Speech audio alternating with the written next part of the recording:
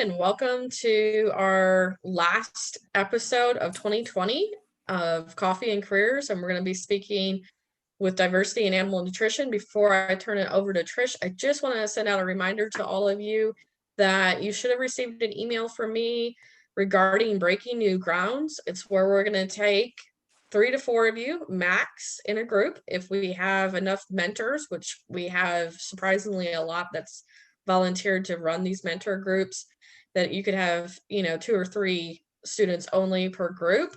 And we're going to have at least 5 sessions, but every mentor and group can pick if they want to meet more often. It'll be up to the group, but we'll have a minimum of 5 sessions that we need to have, and then some just brief survey work that Marissa will do for her graduate project, one of her projects she's going to be running. But if you want to participate in that program and get more one-on-one small group coaching and mentoring from professionals, you need to sign up by December 14th. So that was my quick nod. And Trish? Thanks for that, Casey. Good morning, everyone. My name is Trish. To any newcomers out there, Coffee and Careers is a learning platform inspired and conceptualized by Dr. Casey Bradley. And the idea is to create something that enables students and animal science professionals alike to build and network, share and ask questions, and pretty much ease the shift from academe while exploring the range of work and the various paths that are to define success in animal health and nutrition and its related industries. So today, diversity is our topic.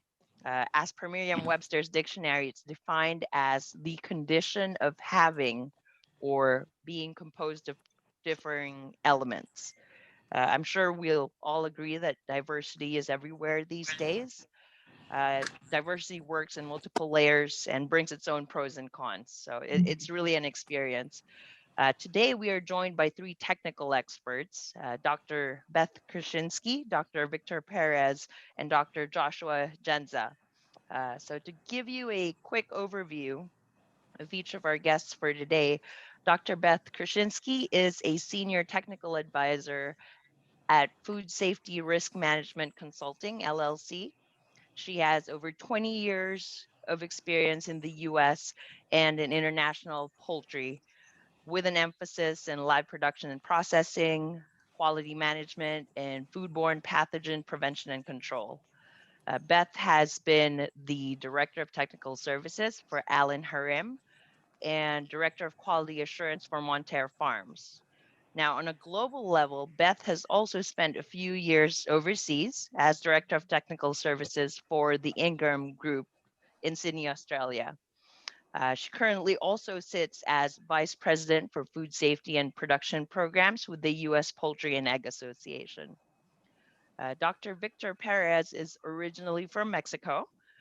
Prior to moving to the U.S., Vic had 8 years of experience working his way up from a production manager role. He obtained a scholarship and then went to earn his PhD in animal science at the University of Illinois. Professionally, Vic got his start as a scientific researcher. And then from there, he's been able to expand that responsibility to have interactions with the users of that information. So from technical services people to sales, and then directly with the customers.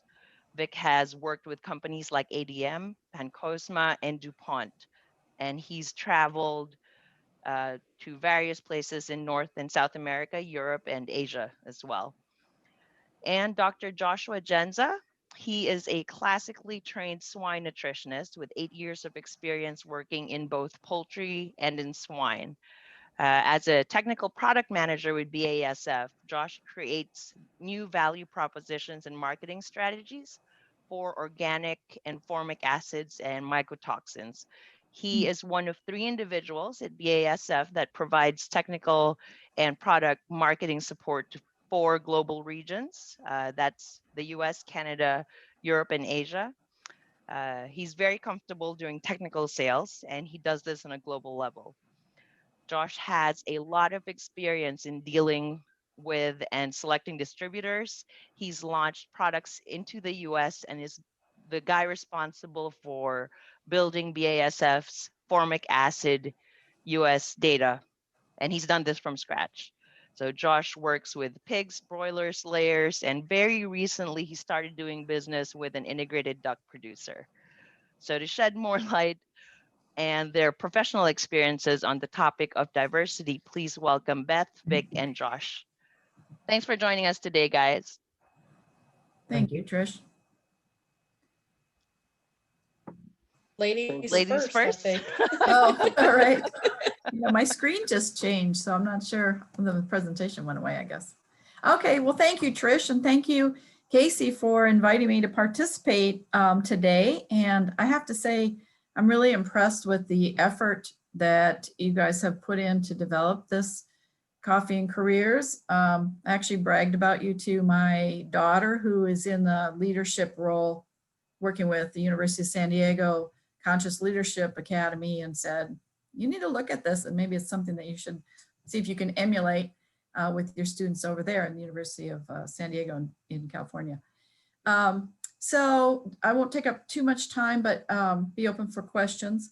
I started my career, I went to veterinary school in 1983, so I hate to say how old I am, and graduated in 87. And I did a couple of years of small animal practice, and really, that wasn't really where my heart was. I worked in a diagnostic lab at the University of North Dakota State University in Fargo, North Dakota, of all places, as an undergrad. And so my heart was really in virology and in animal health issues, food animals. So after I did a couple years stint in small animal practice, I had the opportunity to go back to graduate school at the University of Minnesota and work on avian influenza in turkeys, which was a very big deal in the late 80s and early 90s. After that, I joined a vaccine company, Solve Animal Health, which is now Edis, and had some exposure to poultry health internationally, which was very helpful. And then I kind of skipped around poultry companies, just being recruited for different roles. But ultimately, I ended up being at one point, the only female broiler veterinarian in the US industry. And I was the first president of the the American Association of Avian Pathologists back in the day. So when you talk about diversity, I think, 20 to 25 years ago, being a female in agriculture was especially being a poultry veterinarian, was a pretty uphill climb. I used to say that I had a lot of knobs on my head from hitting the glass ceiling.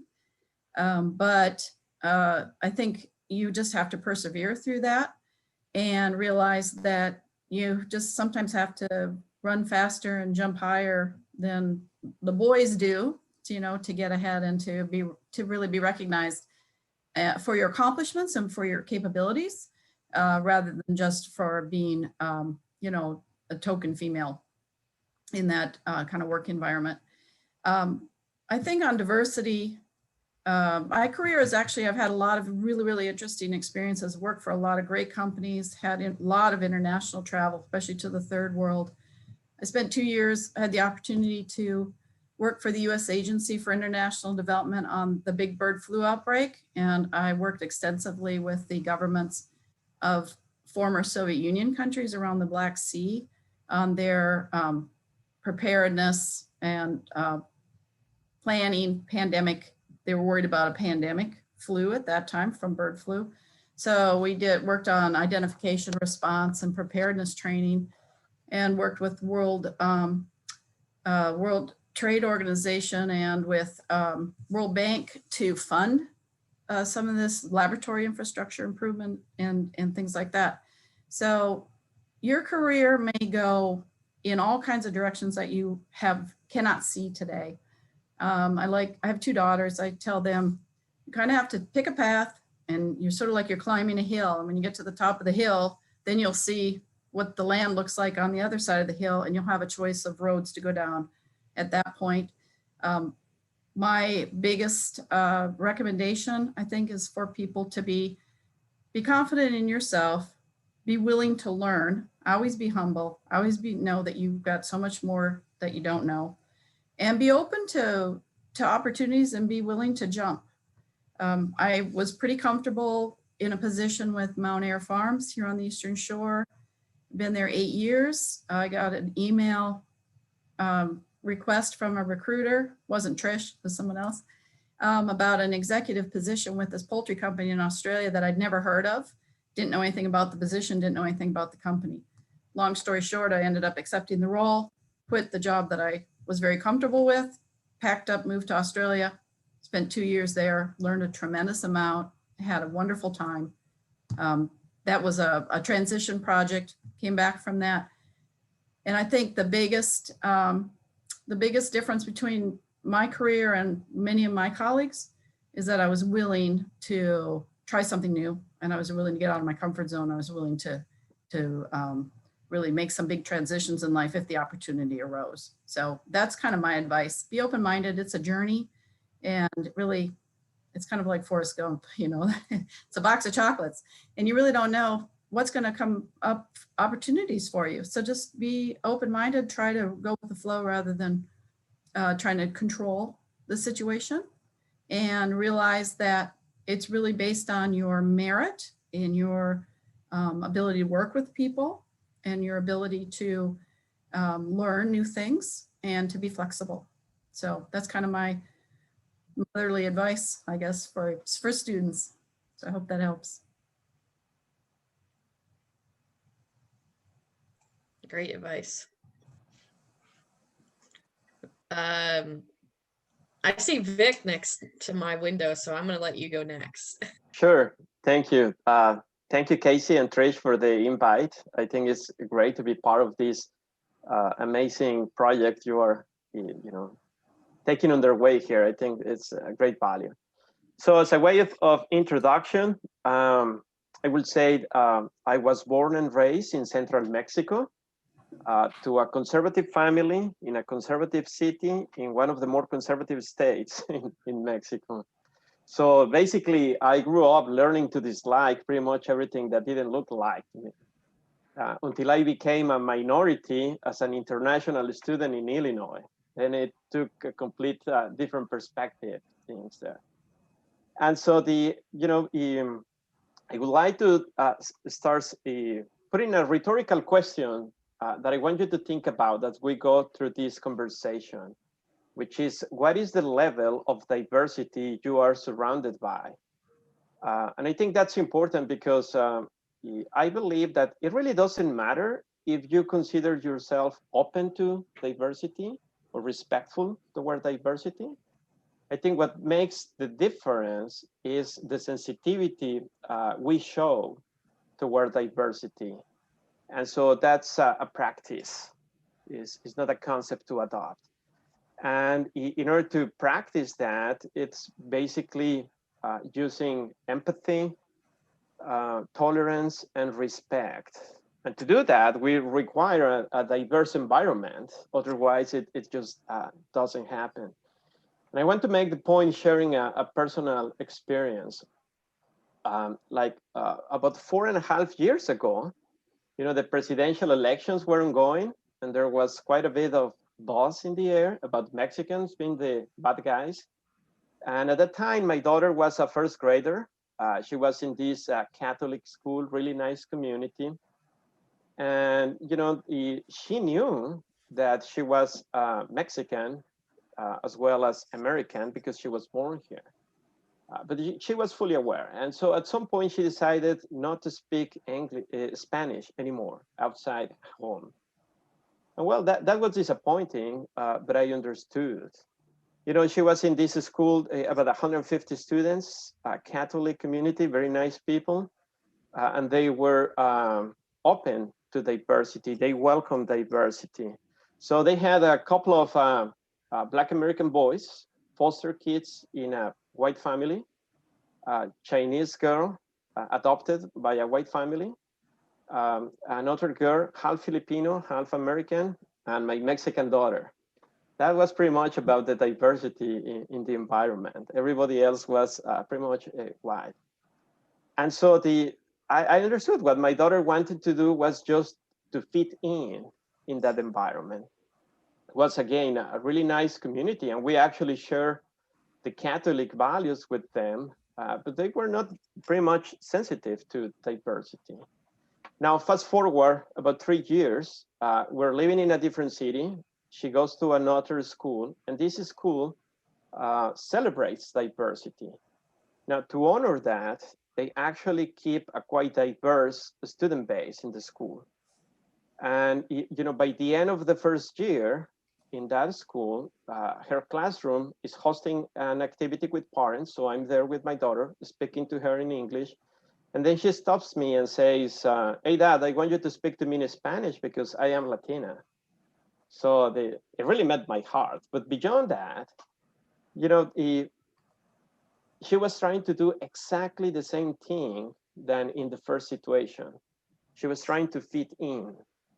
It's interesting because it goes in complete opposite directions. But what happened here is, it's a small group where she was at, I think about 14 students, and her closer group of friends were this American girl that happened to be African American, a Kenyan American, a Chinese American, a British American, and her.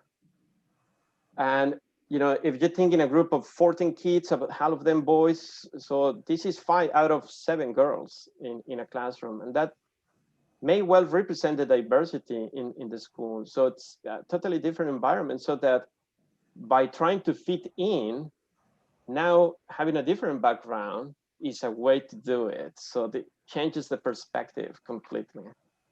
So again, if you think in a work environment as well, you may be in situations where everybody's alike, been in meetings where I'm the only foreign one in the room, versus environments where pretty much everybody across the room comes from a different country. And you can tell everybody could be very professional, very respectful, but that level of diversity is what brings a sensitivity to the group. So keep thinking about that as we go through the talk.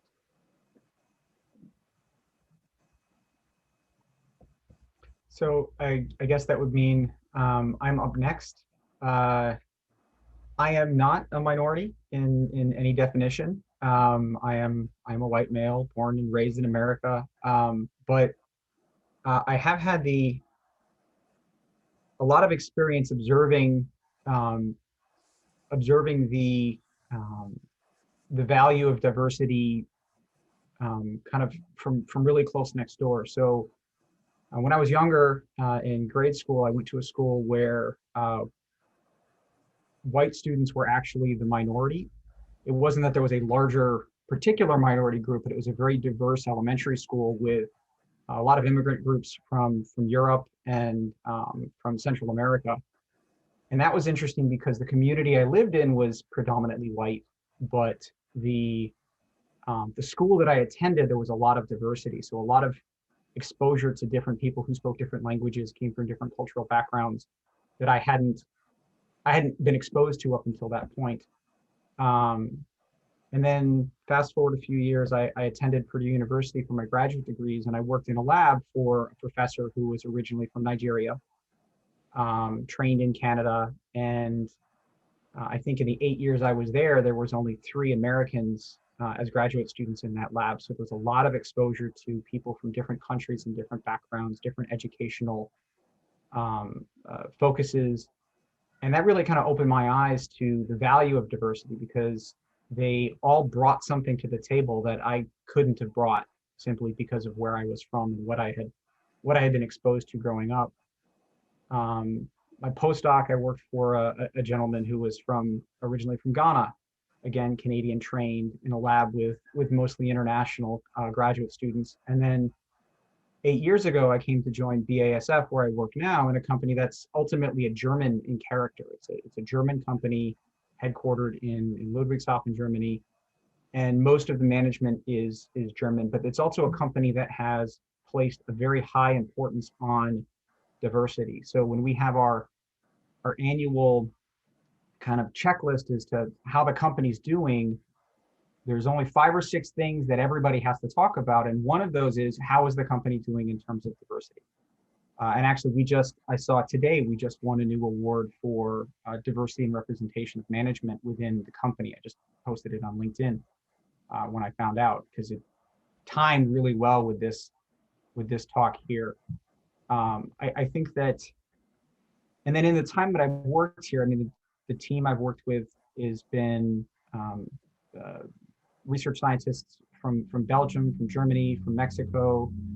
You know, working with people from, in my current role, I support teams all around the world, working with customers and colleagues in Asia and Europe and Latin America. And I think that animal nutrition as an industry, even though we're in the animal production industry and people in America tend to think of the Midwest and the South as being very kind of uniform, I think that within the animal nutrition industry itself, there's a lot of acceptance of diversity and candidates from a diverse background, because ultimately we're looking to produce animals, and we're looking to make money, and we're looking to get the best people.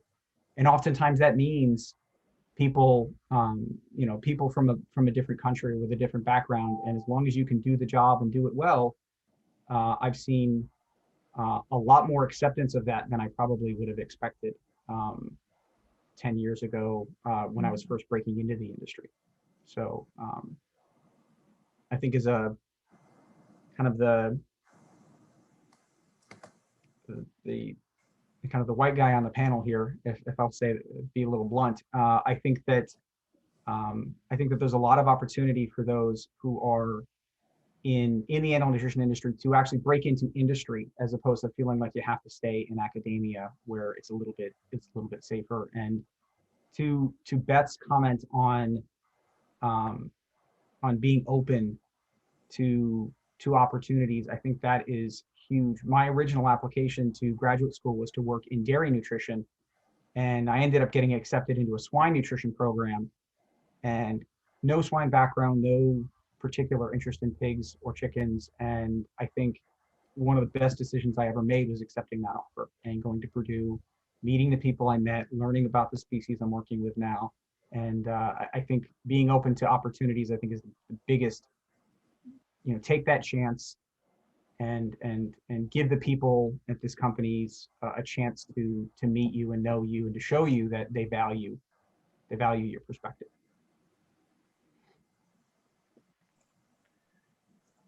Oh, so many great stories and feedback. I just, wow, all of you. Thank you.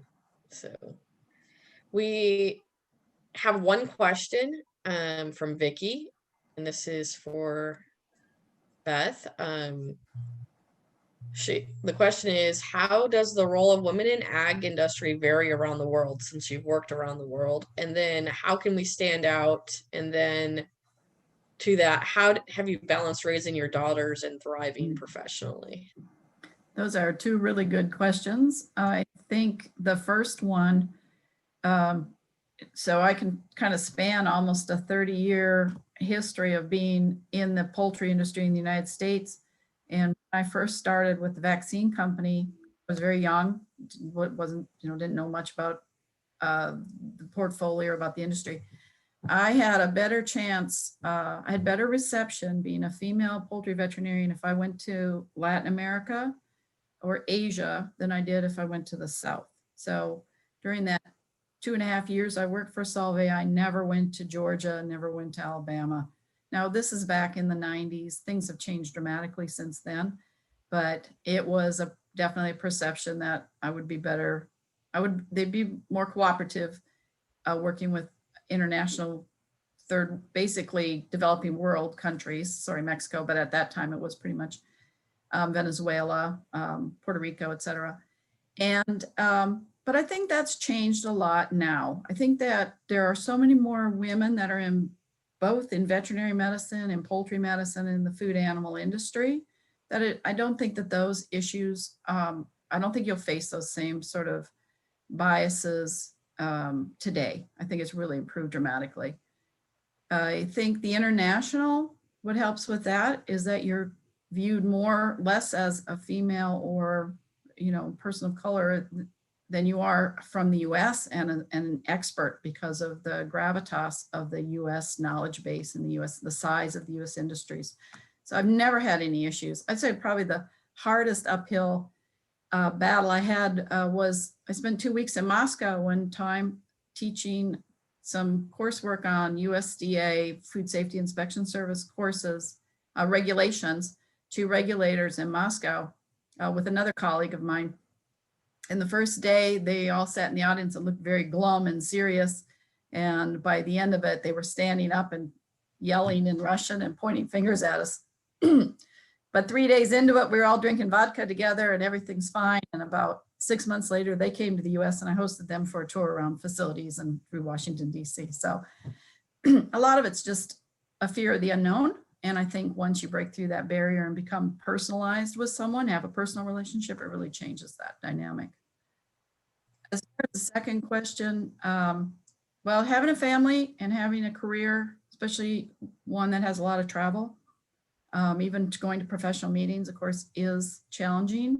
And you have to cultivate a support network to be able to make that work.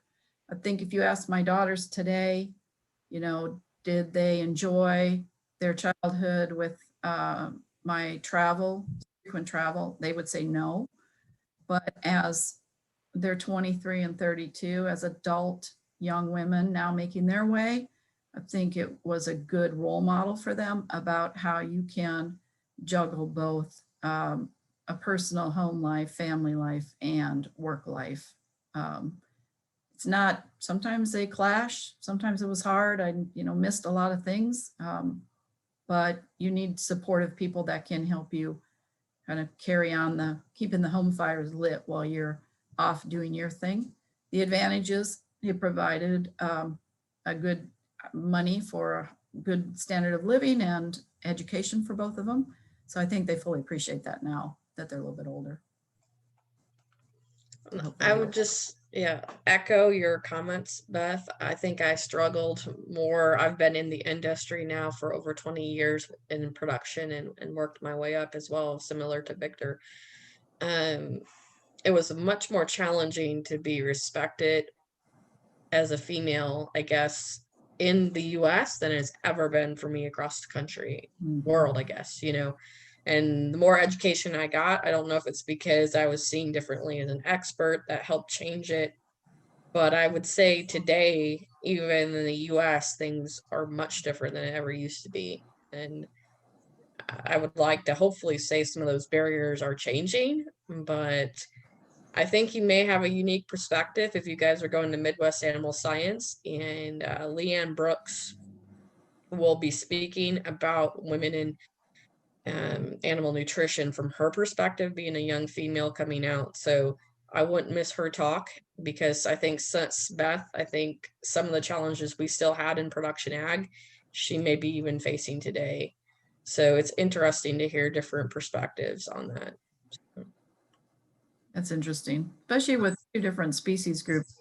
I think with agriculture in general, it's historically been a good old boy network and very, very male dominated. But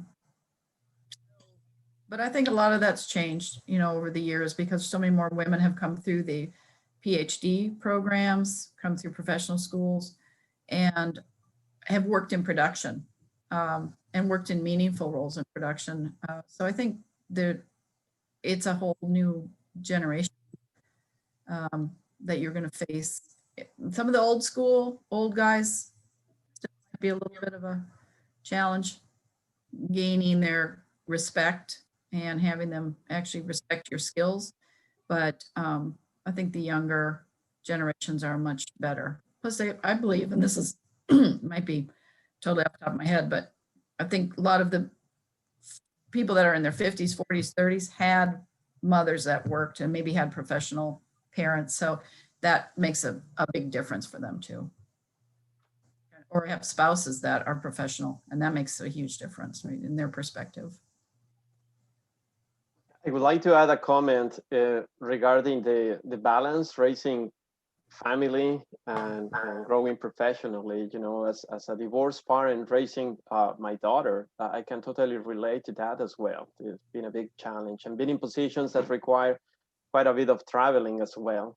So I absolutely see the value on developing and keeping that network support. It's fundamental. I also will say from my experience that there are companies that are a lot more friendly or more sensitive toward family than others. And so finding that environment where people may or family may come first, I think also makes a difference. At least it has been making a difference for myself. Josh, do you have what, 3 you said? I have 4 actually. 4. So I can relate to the stresses of that. Although personally, my arrangement with my wife is very traditional in that she's the stay-at-home mom, at least until the kids are all old enough to be in school full time.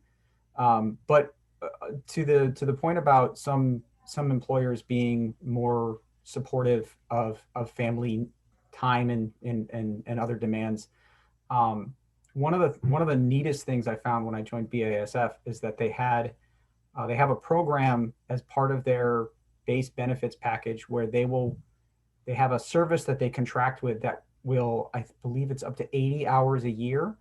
They will pay to have a sitter come and watch your children when you're traveling. So as kind of a fill-in to enable you to go do that travel if your normal babysitter's not available or something else like that. And it's a really neat service because it will also help you find a sitter. So when I joined BASF, I had moved from Minnesota to New Jersey, didn't know anybody, didn't have a social network yet built up of friends and family and connections through schools and things like that. And it was really, really helpful because when I had to travel and my wife had to schedule doctor's appointments or other things, we could lean on this service to have somebody come and watch the younger ones for 4 hours while she goes to the doctor and the older ones are in school. And that's been super helpful. We don't use it as much now, obviously COVID, but even last couple of years, we've not needed it as much as our network has developed, but it was a godsend the first probably 2 or 3 years with BASF. And it's a national program, so if it's the kind of thing that you can ask for or ask about when you're doing the interview process. Is this something that the company offers? Because that's super valuable, in my opinion. That's great. I wish I would have had that back in the day. Well, I was going to say, I will be leading a group, and the Sunswine group may become a nonprofit if all goes well. But through ASAS, to kind of start that way, we are looking at a group of companies based on this symposium that will be offered in the spring for women in ag, but not just for women, but we are going to try to create a program that we will offer childcare at the meetings for working parents that need that. And we hope to branch that out more than just ASAS by forming the nonprofit. But there will be diversity in the Diversity Foundation ASAS has. Supposedly, hopefully that project and initiative will kind of go into that group, was what I was told, that they're hoping to position that. But I have DuPont, Evonik, a lot of other Cape Fear, different organizations really coming with me, Land O'Lakes, about how we can, what Josh talks about, and help support working parents. I understand that point. I don't have a network either, so I've had to pay people. Luckily have found friends with high school daughters or through care.com and things to have. My husband and I, specifically his work schedule, he's a police officer, so he works nights. We don't really like that. But when he works nights and I travel, it makes it easiest for us to pay somebody to come just spend the night with Arthur. And we're not having to find somebody to pick him up from daycare and feed him while my husband's still working during the days, because they're 12-hour shifts. And then also find somebody to come at 4:30 in the morning as my husband gets ready to go to work, for instance. So it's having that trade-off in conversations and partners. And single parents have it worse. So I feel for you, Victor, on that. Hmm. But it's just finding that balance. And, you know, I had a boss tell me my first 2 years of my job that I should not have kids in your first 2 years of your career. So I'm telling you, when I find European-based companies much more agreeable to families, women. So you know, there's still those challenges, but yeah, it's finding the right partner and working through that. So, but it can be possible. I've had to change my career. I'm not traveling the world, but I think that's probably better for me too and healthier for my family. So you do have trade-offs, and but as you said, be open-minded. So Yeah, I think those are good points. I was single for most of the child rearing window. And that is a challenge. I had to hire people that would come overnight. And either I had a woman who was retired and was trying to earn extra money. She was putting her daughter through, she wasn't quite retired. She was still working, but she was older, putting her daughter through college. And so she was happy to come stay with my 6-year-old overnight all week while I was gone. And then Maggie, and then she'd pack up. When I came home, she was ready to head out the door and I was home for the weekend. It was a great arrangement for both of us. But it does take flexibility, and it takes really kind of doing some digging to find the right match. That's not at an exorbitant rate, you know, not an au pair or something like that, that you really kind of don't have the resources for necessarily. well, I did the au pair too, and that didn't work very well. So Yeah. don't recommend it. I have a friend who did it too. It was a mixed bag. Yeah. But it is hard. It's definitely something that women, I think, shoulder more than men, although there are men, you know, like you, Vic, that have that problem, have that situation. And it just adds an extra layer of complexity. At this point in my life, my girls are grown, but I'm also purposely don't have any pets and I don't have any plants, or just a couple, which could die if they need to.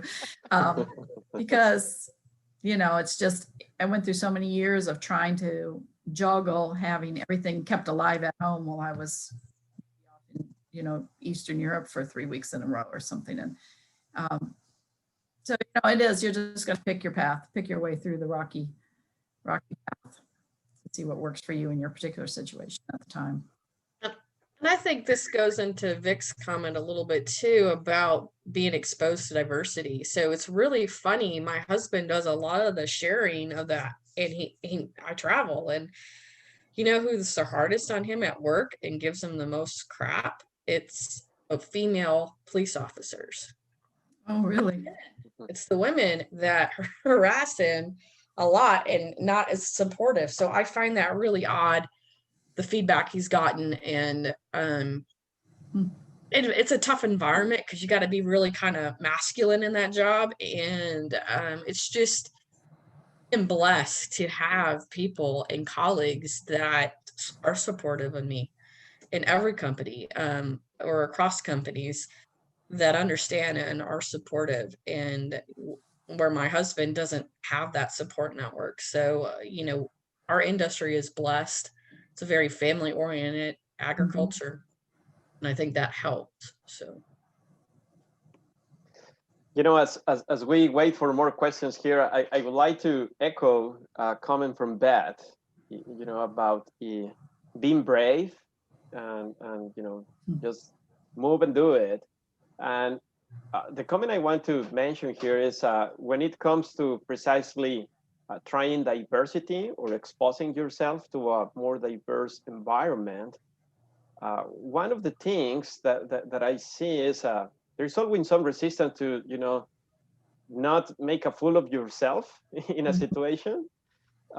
We certainly want to stand up, but not in a ridiculous way. But I would say just be brave and roll over. And at some point, we are going to make the ridiculous.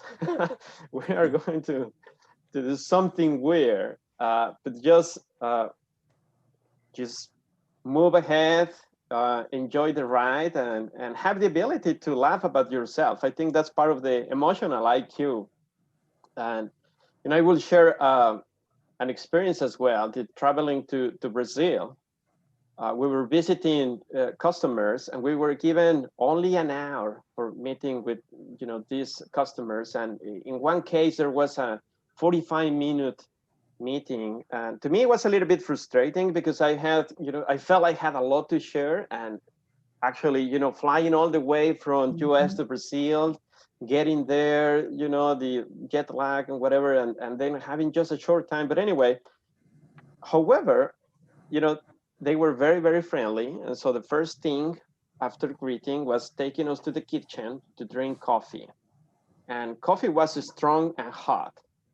And I don't drink really hot beverage in general.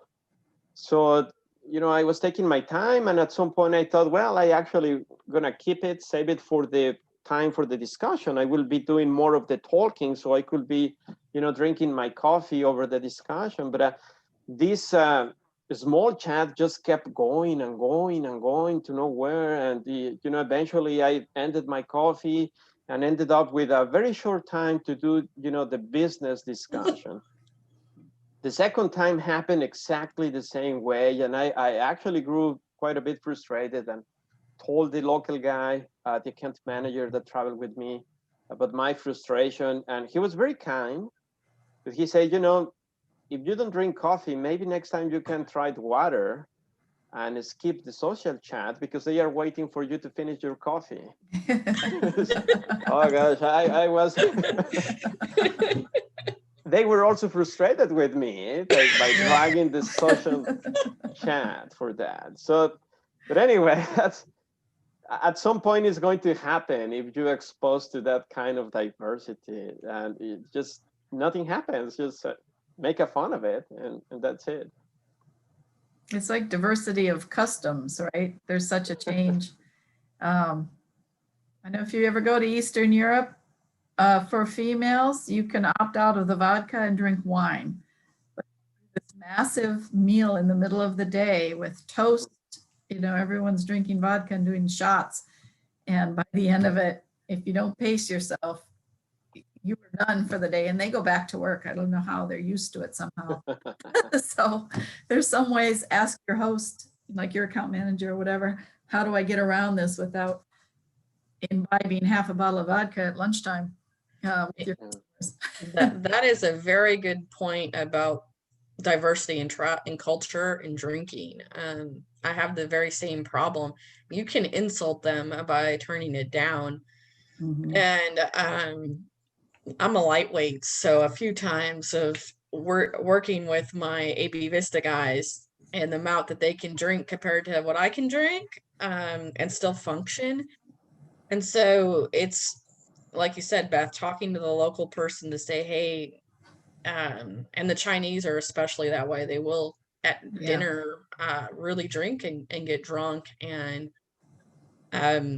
it's a tough road to have that balance of not insulting people and culture and respecting yourself too. So regardless of gender, that's culture there, I think. No, I'd say a warning, kind of a cautionary tale on the other side. We have some dietary patterns here that aren't that well accepted internationally, particularly veganism and the gluten-free. You will struggle finding foods to eat, and also people will think that you're a little bit on the odd side if you insist on these different foods when you're over in these other, especially Asian culture. But even I went to Spain not too long ago, and they just don't have gluten-free. They're a culture of eating crusty bread and lots of meat dishes and fish dishes. And so to find those kind of diets in those cultures, especially if you're in a rural area, you can expect to have a real challenge with that. So just food for thought, figure out how you're going to work around it if it's a critical issue to you. I carry food with me just in case I can't eat some of the food. Yeah, I carried food to Russia. Crackers and cookies, toilet paper. That was a long time ago. Josh, do you have any crazy stories like that? Yeah, I do. Not necessarily at the level of Vic's. one of the best pieces of advice I got before I started doing international travel was from a U.S. colleague, was to ask whoever is bringing you in what the norms are, where the landmines are before you go. So that way you're prepared for things like they're not, you have to finish your coffee before you have the technical discussion, or worked with some customers in Latin America where a meeting time is a suggestion. It's both for the start time and the duration. It's not necessarily a guarantee. So if you have a meeting at 1 o'clock, don't be surprised if they're still somewhere else and you're just waiting for them to show up at 2, and then, or the meeting will change 2 or 3 times the day of, because they're bouncing around. And so flexibility, I think, is a big part of being, accepting that something might change, something might not fit your initial expectation, and you just kind of have to roll with the punches a little bit. So I've been relatively lucky in not having, having too many uncomfortable situations. But the other thing that I've genuinely liked, particularly in working in the northern part of South America, is that flexibility on timeline can work in your favor. If you're coming in and having a conversation with somebody and you're booked for 30 minutes and you capture their interest, you can keep their attention for longer than the 30 minutes you were originally scheduled for, without too much difficulty. And then you can get more impact from your visit. And a big part of preparing, I think, when you're leaving your home market, is doing a little bit of research on the market you're going to, who the big players are, how does production there differ from what you're used to, diet types, management practices. Are barns electrified, right? Do they have electricity to control the lighting or not? Or is it based purely on ambient lighting? Do they have air conditioning or environmental controls? In many countries, poultry houses are not air conditioned at all. If it's 100 degrees and 90% humidity, those birds are just going to suffer. And how do they manage those birds differently? So you have to do a little bit of research if you want to avoid being caught by surprise, but you do need to be willing to laugh at yourself when you do get caught flat-footed, because everybody, how you handle that will tell whoever you're working with a lot about your character. And if you can roll with the punches, people are going to invite you back. Exactly. I think the most humbling experience I had was when I went to Greece. I was invited to the first Greece Pork Producers Conference, and I was speaking, and it was not really what I anticipated at all. The whole experience, Greece is a beautiful country, but the experience there to work, I wasn't, I don't reflect on the experience very well. The entire group, I was invited down in the reception, and then the conference and stuff. It was all Greek. It was, the saying, it's Greek to me. Literally, it was Greek. The only distributors, really the only ones that spoke English, and it was quite humbling to have the table turned. I mean, most of Europe, everybody will speak English to you, and I now felt like what other people of different countries do when they come here and they can't speak the language and everybody's speaking English. And I was always more, I think, accommodating person because I grew up very similar to Joshua, of having a diverse community, ethnic community, but liked different cultures and learning. But that experience in my career really realized that I need to do better to make everyone feel part of the conversation. And even if it's, I don't speak Spanish every day, but I say I speak Spanglish. So I try to, even if I can, in conversations there, use my Spanish when I can. And don't be afraid to learn languages. Most Europeans speak up to 7 languages, and we speak 1 or 2 here in the US. So, I think that's what experience to remember is, how can you make everyone feel comfortable? And because they're quiet, maybe it's because they don't understand. So how can you accommodate that? Active listening plays a big part in that too, when you're dealing with people whose English might not be perfectly fluent.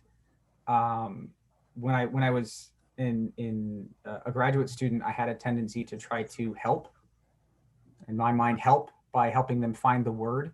And some people are receptive to that, and some people it puts them off. So I found that a better default with people who are, trying to tell me a story and trying to find the words is to give them the time and the space to get there in their own time. Don't look at your watch, don't look around the room, keep focused on them, because at the end of the day, you want to hear what they have to say, and just because they can't get it out and find the words as fast as you're accustomed to, doesn't mean that they should be made to feel like there's something wrong with the rate with which they're communicating. Because I don't speak any other languages. I took Spanish in high school and I passed it barely. I failed French when I took it, despite having a tutor. I just don't have an efficiency or affinity for languages. But so if somebody's speaks two languages, even if they don't speak English horribly well, they're a leg up on me in that regard. And giving them the space and the time to communicate it out will make them feel more comfortable, put them at ease, and again, make them more interested and willing to have a conversation with you in the future. So. I want to share one more comment, especially considering the audience that is at some point moving to the industry. Something that I found really interesting during my career has been that learning that respect and good manners are nothing related to cultural backgrounds, but they don't have to be related to cultural backgrounds. In other words, it doesn't matter where you come from, showing respect and good manners, it has to be a standard.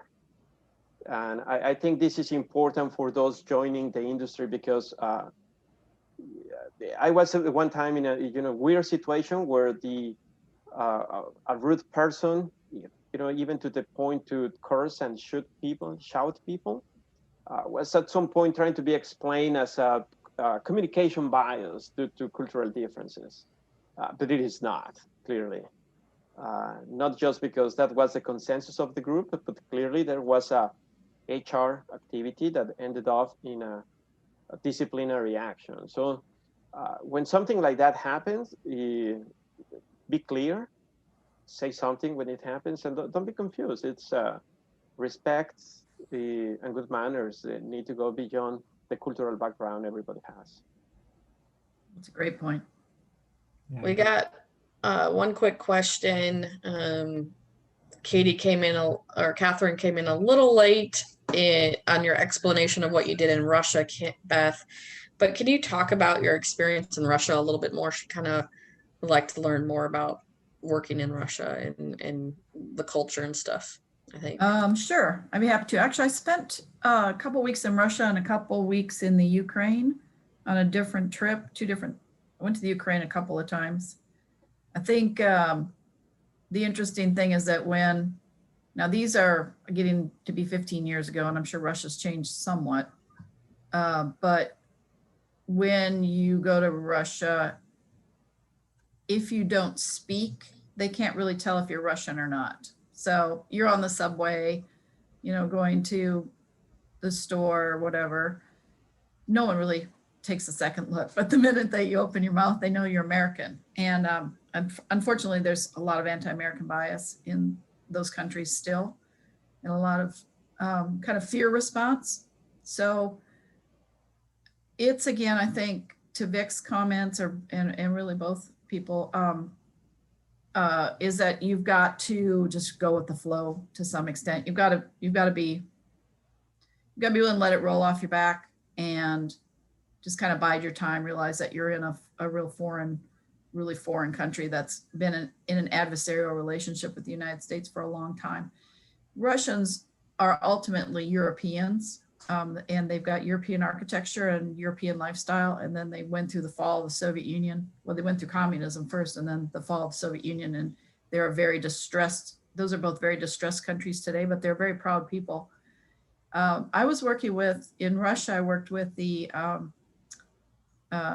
Ministry of Agriculture that was responsible for rewriting the Russian regulations for food safety for poultry production after the fall of the Soviet Union, which occurred in 91. So I was there even 15 years post that window, but they were still just trying to reconstruct a lot of their legal system.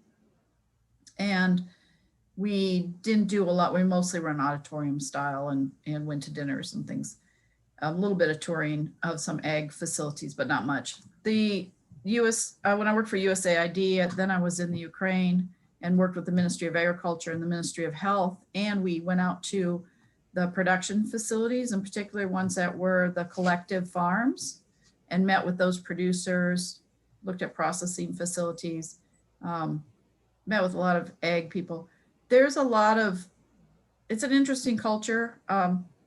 It's kind of a whole Russian, Soviet Union mentality across all those countries. Armenia, I was in Armenia and Georgia, Azerbaijan.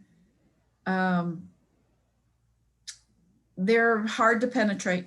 So they're hard to penetrate because they're very fearful of strangers, really, and very closed. But once you get inside that, they're really warm and lovely people. And it just is a matter of, like I said, good manners, being polite, go with the flow, don't try to control the situation unless it's dangerous, of course, and just be willing to absorb new experiences and let that barrier break down through familiarity and build trust. And then actually they're funny people, they're really interesting, and a lot of fun to be with them, and really roll out the red carpet for you, food wise. You know, I mean, I had sturgeon grilled on a wonderful restaurant off some nice big river. I don't know which one it was. I mean, it was just like in an old world, kind of a Russian log building. It was really, there's a lot of really wonderful things about those countries and a massively long history. So I'm not sure if that's what you know, but yeah, and just some closing comments on that as well. I had a au pair from the Ukraine, and it was very overwhelming for her to come to the US. So if you're hosting them in a more developed, I guess, country or different country, they're not used to the choices we have. And even working with colleagues in the Ukraine, it's lots of choices, and that is very difficult for them to navigate.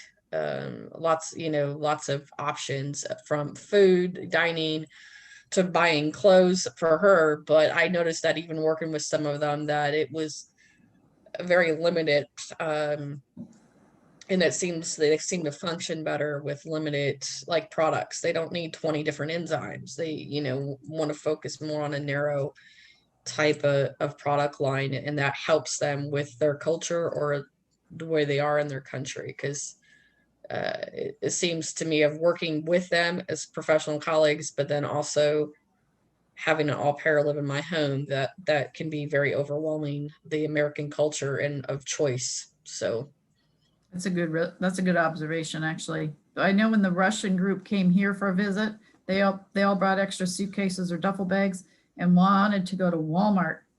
They were desperate to go to Walmart and buy, to take back with them. So it's a different culture and a different economic system, and it's a different mentality of people too. But they are very lovely people once you get through that initial barrier. So it's not something to be afraid of. Just be aware that they are not going to be open arms when you first arrive, and it takes a little bit of time to prove that you're safe for them. any last minute, Joshua, Vic, feedback before we go? I guess one kind of quick comment is that when we're talking about diversity and people having a different background and things like that, you get a lot of that in the US too. And so don't forget that either. So like in the Dakotas, we've got the Hutterite colonies, which are kind of a German offshoot, communes basically, but they're a huge part of turkey production. And the culture of the poultry industry in the kind of the Eastern Seaboard is different from the culture of the swine industry in the Midwest. And so even within the US, cultural sensitivity and awareness of the differences can do you in good stead just working domestically here. We tend to think of diversity in outside terms, but there's a lot of diversity in this country too. And so yeah, just as one more thing to think about. very good points of working both with the Amish and the Hutterites in my career, and some of those cultures, even in the US, that aren't as open for females, for experts. So good points. Vic, anything? Oh, that's it. Beth, any last minute? No, I appreciate the opportunity. I hope this is helpful. I know it's a great discussion and I've really interested to learn from all of you also. So thank you so much. It was really great. Likewise. Thank you. And Agreed. just so you know, Beth is one of the mentors that signed up, and I think Vic has done so as well. So don't forget Breaking Grounds or New Grounds and sign up to get to learn more from them. Thank you. Thank you, Casey. Thank you, Patricia, for organizing. See you. Thank you, everyone. Thank you. Thanks, guys. See you all next year, January 15th.